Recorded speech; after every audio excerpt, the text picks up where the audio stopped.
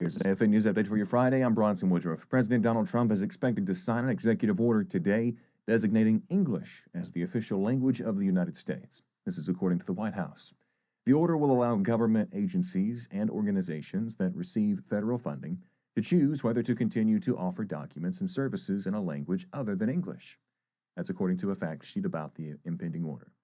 The executive order will rescind a mandate from former President Bill Clinton that required the government and organizations that received federal funding to provide language assistance to non-English speakers.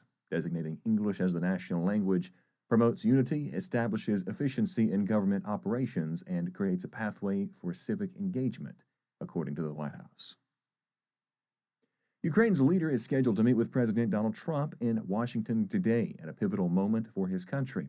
This hinges on whether he can persuade Trump to provide some form of U.S. backing for Ukraine's security against any future Russian aggression. During his trip to Washington, President Volodymyr Zelensky's delegation is expected to sign a landmark economic agreement with the U.S. that's aimed at financing the reconstruction of war-damaged Ukraine. It's a deal that would closely tie the two countries together for years to come.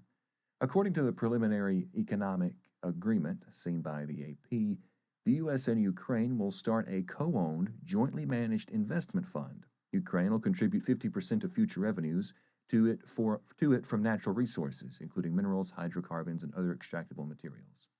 A more detailed agreement on establishing the fund is to be drawn up once the preliminary one is signed. Lawmakers in Iowa have now become the first in the U.S. to say yes to legislation removing a protected status from those who claim to be the opposite sex. The state Senate was first to approve the bill on Thursday on party lines, followed by the House less than an hour later. 5 Republicans joined all Democrats in voting against it. The bill would remove gender identity as a protected class from the state's civil rights law and explicitly define female and male as well as gender, which would be considered a synonym for sex, and, quote, shall not be considered a synonym or shorthand expression for gender identity, experience gender, gender expression, or gender role, end quote. The bill now goes to Republican Governor Kim Reynolds. The military services have 30 days to figure out how they will seek out and identify service members who identify as transgender to remove them from the force. This is reportedly a daunting task that may end up relying on troops self-reporting or telling on their colleagues.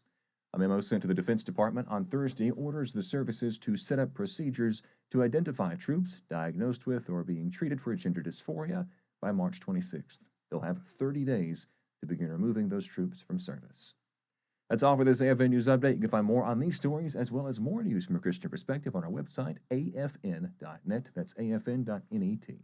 Thank you for watching. Have a great weekend. I'm Bronson Woodruff.